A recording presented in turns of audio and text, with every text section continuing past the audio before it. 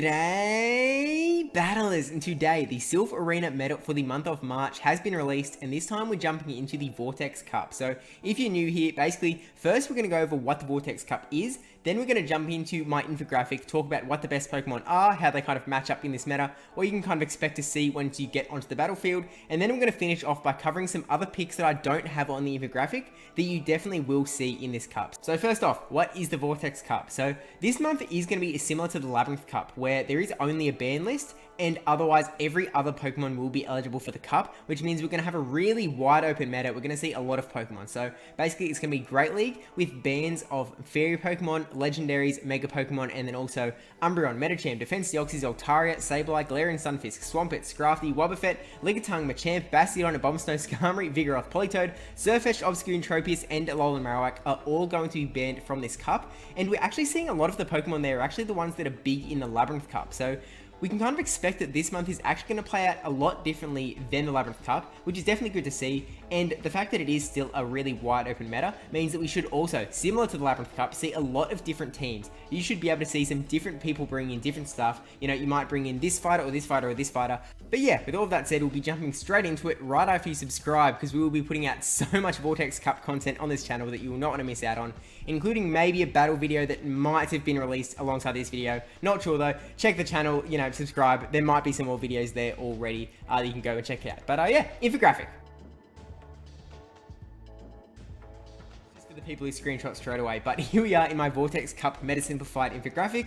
This time we have brought in the feature of boxes, which we've never used before, I don't think. Actually, we used a circle one time, but yeah, basically a box. So if you look at this red box, for example, there's an arrow pointing to the purple box on the outside. That means that the entire red box beats the entire purple box. And then if we look at Mandibuzz in the bottom left, for example, we can see there's a purple arrow coming from Zweilous to Mandibuzz, but a dark arrow going from Mandibuzz to Dragonair. That means that, yeah, Zweilous beats Mandibuzz, but Mandibuzz beats Dragonair. It's not a whole box sort of deal. So hopefully that should kind of break down the matchups a little bit more. And let's jump straight into it by starting off with those dragons in the purple box. So Dragonair and Zweilous are probably like, this is the most confusing box on the entire graphic. And that is because they still behave kind of differently, even though they both have Dragon Breath as their big damaging move. And the reason for that is Dragon Breath, like how it is built in PvP in general, it's just that it is a high, just damaging move. It's really quick. You get to some spammy moves every now and then, but it is mostly Dragon Breath damage, and it's just so neutral. It's not often that you're in a matchup that you're doing super effective damage, and it's not often, or not too often, that you're taking super effective damage back. So in a lot of matchups, it's kind of just you're adding on damage and they're adding on damage to you, and it can really go back and forth either way, depending on stat distributions and like just getting to the charge move and whatnot. So yeah, a lot of these matchups are going to be a little bit back and forth. So for example, that Mandibuzz, as we said before, Mandibuzz is going to be able to beat the Dragonair, but Zweilous is going to beat the Mandibuzz, and that Zweilous versus Mandibuzz matchup is one that you might have seen in the Labyrinth Cup again. But if we move across to the more easier matchups, we can see that the entire red box is beating the entire purple box there. The fighters are just able to beat up, well, Primeape is able to beat up the Dark type on the Zweilous and is also able to come out on top of the Dragonair. And then Whiscash has access to Blizzard. Blizzard is a really nice move that is going to do some really big super effective damage to the dragons that will take it out if you can land that. And Mud Bomb isn't doing like that bad either. So, you know, yeah, there is that. And then we don't actually have an arrow between the purple box and the blue box. We'll come back to that after we look at the other ones, because we've got Frostlass, who is beating Zweilous and then losing to Dragonair. Now, I actually found that really interesting because I thought it would not go that way at all. I thought it would be the other way around, if anything, because Frostlass has the ghost typing and Zweilous has the dark typing, but it's not like they're really doing much ghost or dark damage to each other. It's really just that they're doing, like, Frostlass has that Powder Snow that's really adding up to super effective damage, and then getting to the avalanches that are quicker than Shadow Ball and also going to take out that Zweilous pretty hard. And then Dragonair was actually able to like just come out on top. It's not like the best matchup for Dragonair, but it is able to beat it out in the one shield at least. Moving along to Hypno, there is an arrow going for Hypno to the purple box. Beat all of those dudes, and in this video we are going to be running with Hypno with the moveset of Shadow Ball and Ice Punch. We may find out later in the month that Hypno has a way better moveset. Like, you really need to run this Thunder Punch just to beat up those Water Flyers. The Water Flyers are just too prevalent, and you need the Thunder Punch. But we'll wait and see as the month progresses what moveset you might want. Hypno's role might change a little bit. And then Diggersby does have an arrow kind of snaking through there, a brown one, that is also beating both of the Dragon types, just able to come out on top because it is such a bulky Pokemon. I wouldn't be surprised if there's some like bulk points hanging out with Diggersby, where it just doesn't take as much damage from the Dragon Breaths. But that's kind of the Dragon's sort of deal. They're not like a super oppressive force, but as they are in every single cup, they're just really good neutralist coverage that are really going to be just beating a lot of things, especially if it's not like a lead versus lead scenario. If you don't have even health, even energy, the Dragons might be able to come up on top of you just by virtue of having Dragon Breath. So definitely ones to watch out for. Moving on to the red box though, we have the Primap and we have the Whiscash. Now, as I said before, Primap I believe is the best fighter in this cup. With a bunch of other really good fighters like Vigoroth and Metacham banned, Primap really finds itself a really good role with a counter, Night Slash, and close combat. So close combat is a really big nuke move that can land for a lot of damage if you do land it. And Night Slash is one that not only gives you a chance to get an attack boost, but also is doing super effective damage to stuff like that Frostlass down the bottom there, which Frostlass is one that is always good, and we'll talk about it in a little bit. It is really good in this cup. It's definitely going to be nice to have that Night Slash to be able to fight back against that one and actually beat up Frostlass. So getting to the matchups now, beating the Dragons, losing to the Water Flyers, just because that's kind of how they roll, I guess. Actually, I also didn't mention Whiscash. Whiscash just kind of doing similar stuff to Primap. But yeah, we actually do have the back and forth arrow with the Mandibuzz. Primap is going to beat Mandibuzz because Mandibuzz has that Dark typing, and then Mandibuzz is going to be able to just beat out that Whiscash, which is a really interesting one because again, Whiscash has that Blizzard, and you would think that Blizzard was going to be able to take out these flying types, but Mandibuzz is such a bulky Pokemon that you can just like take a Blizzard on the chin and be like, "What's up, foul play? You're going ski." After like a few foul plays, you really need to land like 3 or 4 of those things to be able to take out Whiscash, but you do get there in the end. Then they are both beating Frostlass, just able to take it out. Night Slash is from the Primate, able to overcome the oppressive damage coming from that fast Frostlass. Hypno is going to be able to beat both of them, and that is actually the big reason that Hypno is on this graphic, but we'll talk about that in a little bit still. Diggersby, they're both beating Diggersby. The counter damage is going to be super effective because Diggersby has that part normal typing, and Whiscash just able to add up more damage than Diggersby is able to do back with the Fire Punches, because Fire Punch is going to be resisted, can get to Earthquake, but that is it's a bigger move that he has to get to, so it is what it is. Moving on to the Water Flyers now, we have the Mantine and the Pelipper. I almost didn't include Mantine on this graphic just because it is so annoying and really just feels like it overplays itself a little bit in the Sims. So just the arrows that we do have on here, we have them beating the fighting types. I mean, like, pseudo fighters. We've got the fighters and the mud boys. Also beating Diggersby in the bottom right because it's ground typing. The water damage is just adding up there. And then also beating the Hypno as well, which I was a little bit surprised about, but that is kind of adding up enough damage that it does overwhelm it. And then they are both going to be losing to the Frostlass. Now, there are no arrows between this blue box and the purple box over on the left-hand side, and also between that and Mandibuzz. And do you want to guess who Sims better than the other one? It's Mantine. It's a surprise, it's Mantine. Mantine is in the Sims able to beat Dragonair, Zweilous, and Mandibuzz, whereas Pelipper is losing to all 3. So straight away you might go, okay, why would I bother bringing Pelipper then? Mantine is clearly the way to go. You do have to remember that the Sims on PvP Poke kind of suggest that Mantine always gets the bubble beam baits, always lands the ice beams when it needs to, so it can be a little bit deceiving. And then Pelipper is one that if you can land the Hurricane, the big nuke move, you are going to be in such a good position. I know people like Sosaflow and Speediest Chief love using their Pelippers because if they get that Hurricane through, it is so powerful. And I mean, it has Water Weather Ball as its like spammy charge move as well, which can really add up damage as well. So definitely something to look out for. Don't sleep on Pelipper just yet. And yeah, moving on to Mandibuzz now, we've gone over a couple of the matchups. The back and forth matchup where Mandibuzz beats the Dragonair and then loses to Zweilous, loses to the Primap but beats the Whiscash, and then there was no arrow to the blue box because it beats Pelipper and loses to the Mantine. Those boxes just acting confusing, and that is kind of sort of Mandibuzz's fault, because Mandibuzz is a really bulky Pokemon that does not dish out a lot of damage. So again, a lot of those matchups are really close, and I actually should have mentioned at the start, because all fairies are banned from this cup, it kind of gives the dark types a bit of a chance to kind of shine a little bit. There is still a lot of stuff that is kind of beating it, and the fact that some other like really good dark types such as Umbreon and Obstagoon are both banned from this cup kind of means that we are left with these sort of Zweilous and Mandibuzz, and they are just, they're very strange. In saying that, Mandibuzz is kind of just like the Umbreon of the sky, so I guess it isn't that weird, but yeah, also, Mandibuzz is actually losing to Frostlass, which is another one I was surprised by, because I was like, Dark type beats Ghost type, but no, Frostlass, because of that flying typing on Mandibuzz, still going to be taken out by the avalanches coming through with the Powder Snows.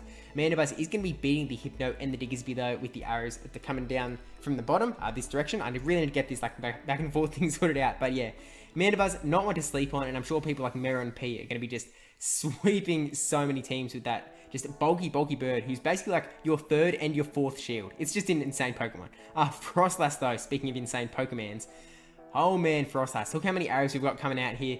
Beats the Mandibuzz, beats the Zweilous but loses to the Dragonair, loses to that red box, beats the entire blue box, the Mantine and the Pelipper, beats the Hypno, and then there's actually no arrow between it and Diggsby, but Frostlass actually does win that one. That was my bad. Yeah, there definitely should be an arrow between Frostlass and Diggsby. There we go, fixed. Sorry for people who screenshotted earlier, but I guess it doesn't matter too much, because I mean, Fire Punch is still doing a lot to Frostlass, so it can kind of flip the other way too, but generally, I feel like Frostlass is going to be coming out on top of that matchup. But moving on to Hypno now. Hypno is one that is actually fairly low on the early preliminary PvP poke rankings. It might have changed now. The PvP poke rankings that I'm looking at now are definitely going to be different than the ones on release, so we'll kind of wait and see what that does look like. But the reason I have Hypno here is because he seems to be one of the best counters to that red box, the Primeape and the Whiscash. They don't seem to have a lot of really good counters in this cup. Primeape especially is such a powerful Pokemon, and having something like Hypno that can kind of just take them out is really good there. Hypno does still have to watch out for the Night Slashes coming from the Primeape, because it is still going to be weak to the Night Slash, but it can come out because Confusion is such a big move, and it's not like Primeape is the bulkiest mon. But on top of that, just Red Box being the main bread and butter for Hypno, it's also beating that entire Dragon box, losing to the entire Water Flying box, and then back to trying to stick back to this left to right sort of deal, loses to the Mandibuzz, loses to the Frostlass, but is able to come out on top of the Diggersby. Again, we're running with that moveset of Shadow Ball and Ice Punch for this purpose. You can run whatever moveset you like, just go into PvP Poke, see what it kind of works out as, or just wait for kind of other people to experiment a little bit and see what the best moveset is, because, you know, it definitely might not be Ice Punch and Shadow Ball. That's just kind of a Great League sort of, I guess, a staple moveset. As soon as you take out like Azumarill, you don't need Thunder Punch as much.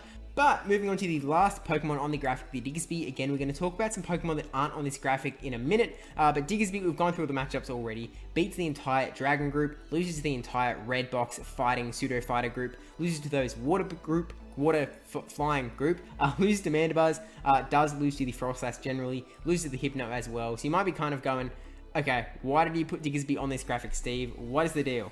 Well, for one, it's really bulky, but also beating the Dragon types like kind of hard is nice, but that isn't enough. Like, the Red Box does that itself. Why do you need this Diggersby as well? Diggersby is really bulky, and sometimes the thing that can really help out a team, as I've kind of discovered, is getting that extra little bit of bulk on your team so that you aren't as reliant on shields. So say you get into a situation where you've burned both of your shields already and your opponent still has one shield. You can be caught in a real pickle if you've got two like squishy Pokemon left over. But having these bulky Pokemon like Diggersby or Mandibuzz can really just act as those extra shields. You know, the opponent might have farmed you down and had all this energy, and then you swap in Diggersby, they throw the charge moves and go, Diggersby's just gonna eat this up, isn't he? And yes, he is. Diggersby is just gonna eat that thing for breakfast, lunch, and dinner. Like, I'm pretty sure Diggersby can tank like 3 Earthquakes or something ridiculous. Maybe it's only 2 from like a Galarian Stunfisk, but Galarian Stunfisk isn't in this cup, but that's just to speak to like how bulky the Diggersby is, because serious bulk and Fire Punch and Earthquake is not a bad moveset either. But these are Pokemon that I have put on the graphic here, and again, this is with the sort of early look at the PvP Poke, and some Pokemon might have erupted up since now, like Politoed did in the Labyrinth Cup, that I totally missed in putting the Meta Simplified infographic together. But this is sort of your early snapshot. This is an early picture. You can kind of, you look at this graphic and go, all right, I can start to do some practice battles and find some spice as well. Or you can subscribe to this channel, because we will also be looking for spice as the month goes on. Find out what works, what doesn't. Obviously, we did jump on the Politoed trade eventually once we figured out that it actually was really good in Labyrinth Cup. But yeah, let's take a look at this early PvP Poke and see what other Pokemon I haven't actually talked about yet. So here we are on the very early PvP Poke rankings. Thank you to Kakuna Matata for putting this all together, because he's an absolute champ. But expect these to have changed a fair bit since I'm looking at them now. So check yourself what the rankings are now, because there may be some star that has rocketed up. But you know, there's some stuff here like Shadow Dragonite and Shadow Dragonair. They're really just slotting into that same Dragon type slot. I tend not to cover Shadows too much unless they really do have an impact, like a Shadow Victreebel, for example. then we're seeing a lot of this stuff. Snowy Castform is one that never really gets to see much use. It does beat the dragons, but again, so does that other stuff like Primeape and Whiscash, for example. And Snowy Castform is one that is really limited because it has a triple ice moveset. It has no moves, no fast moves, or it has tackle, but you're going to be using Powder Snow. It's got just a full ice moveset. You're not running any charge moves that are going to give you any other coverage. So if you're stuck in a matchup that they don't really care about ice, say you're up against Frostlass, you're going to be doing nothing while Frostlass is throwing Shadow Balls at you. So kind of just one to give a little bit of a miss. I've got Lucario as another fighting option, but as I mentioned before, I really do feel like Primeape is the primo fighter in this cup just because it has Night Slash and can hit that other stuff for some really good damage. Dugong is one I intentionally left off because Dugong is so annoying. It is even more annoying than Mantine to sim. That just Icy Wind is so annoying. Like, you know, it says here that it beats Mandibuzz, Wireless, Whiscash, Pelipper, loses to Frostlass, Galvantula, Toxicroak, Primeape, Snorlax. So, you know, there's some stuff going on there, but it's just not one that matters too much, and the sims really do not tell the full story at all. Dragonite, again, in the Dragon Breath slot. Hitmontop is another fighter, but it's a little bit of a more odd fighter because it's got Close Combat and Stone Edge as the moves, and they're really just harder moves to land. Like, you have to charge up a bit more energy than you do for Primeape, for example, getting to Night Slash, and they have the chance of going pretty wrong and losing a lot of energy. So then we've got Blaziken here, Shadow Machoke, a lot of these fighters. So because the fairy types have been banned, again, the fighting types are another type that have been able to thrive a little bit more. There are a lot of the good ones that have been banned. Otherwise, I'm sure like Metacham would be just top of the list, especially XL Metacham. But as is, like we are seeing a lot of fighters still. We've got Chestnut, Ninetales, Celio, some more ice damage. We've got the short Snorlax. Toxicroak is a good fighter, but it is going to be really weak to that Hypno that I feel like may have a presence. But Toxicroak could be a really good one. I'm not sure if Mud Bomb really gives it too much in this cup, unfortunately, unlike the Labyrinth Cup where, you know, you see things like Alolan Marowak or some other steel types that Mud Bomb actually will do some good damage up against. It's just not really here for you to do in this cup. But hey, maybe I'll be wrong. Maybe Toxicroak will be huge. Snorlax, Gyarados, Hariyama, and yeah, Galvantula is actually one that very well may have a huge presence because not only does it have a really good time up against the dark types with lunges, but it can also beat some other stuff. Actually, it does beat Whiscash as well in the one shield, which is a really interesting one. Beats those water flies like Mantine and Pelipper. Can even beat like the fighting types like Primeape is over here, but Galvantula can win that matchup, I'm fairly sure. And yeah, it's a really weird one. Plus, you can also run, you know, an Energy Ball Galvantula or something wacky and just throw everything out of the water. Literally, because grass is super effective to water.